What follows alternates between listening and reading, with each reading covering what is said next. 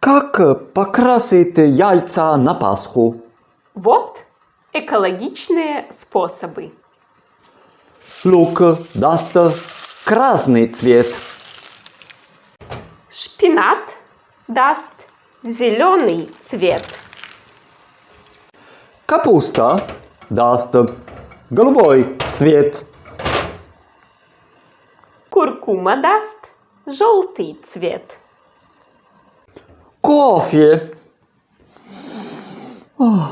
даст коричневый цвет. А вот результат.